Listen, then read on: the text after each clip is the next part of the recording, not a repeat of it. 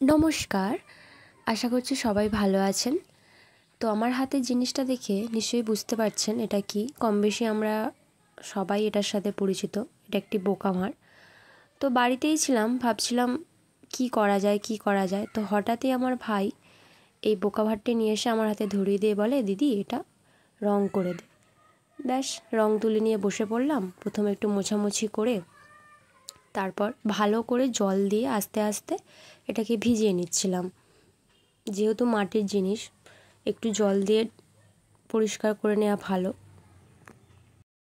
এখনকার জেনারেশনের বাচ্চাদের থেকে আমরা যে সময় ছোট থেকে বড় হয়েছি, মানে আমাদের ছোটোবেলাটায় আমরা এই বোকাভার জিনিসটা একটু বেশি প্রায়োরিটি দিতাম। কারণ ছোটোবেলায় যা খুচরো পয়সা পেতাম, পরিবারের কেউ হোক, বাবা মা আত্মীয় স্বজন, যেই ছোটোবেলায় যা খুচরো দিত সবই বোকাভারে এসে জমা করতাম। বোকাভারে পয়সা জমানোর তাগিদটা আমিই ওর মনের মধ্যে জাগিয়েছি। কারণ এখন থেকে একটু একটু করে সঞ্চয় করা শিখতে পারলে ভবিষ্যতে আশা করছি ওর কোনো সমস্যা হবে না। টাকা পয়সার মূল্যবোধটা পরবর্তীকালে ভালোই বুঝতে পারবে, যে সচ্ছলভাবে বাঁচার জন্য মানুষের জীবনে কতটা জরুরি একটা জিনিস। কথা বলতে বলতে তোমরা কি একটা জিনিস নোটিস করেছো, যে আমি প্রথমে রং দিয়ে ফেলেছিলাম, তারপর আমার মনে হলো যে পেন্সিল দিয়ে বর্ডার লাইনগুলো করা বাকি আছে, যেগুলো আমি হালকা মার্ক করে নেব বলে ঠিক করেছিলাম।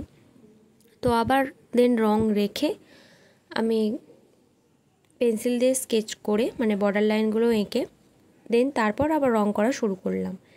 সেই মতো লাল রংটা বাদ দিয়ে আমি ডার্ক ব্লু আর লাইট ব্লু এই দুটো কালার ইউজ করছি। এখানে আমি ফেব্রিক অ্যাক্রিলিক কালারটা ইউজ করছি, আর তুলি নিয়েছি 000 সাইজের তুলি। এটা তোমরা যে কোনো নর্মাল দোকানেই পেয়ে যাবে, স্টেশনারি দোকান কি নর্মাল বইয়ের দোকানে। বোকামারগুলো যখন আমরা কিনি, মানে পয়সা জমানোর আগে, তখন কতটাই না যত্ন করি।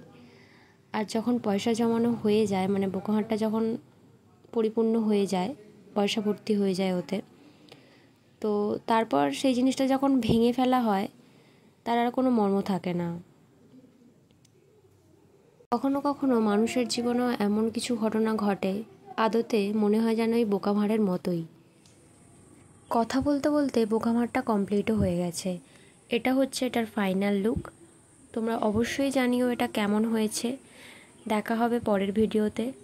অবশ্যই ভালো থেকো সবাই। Thanks for watching. টাটা।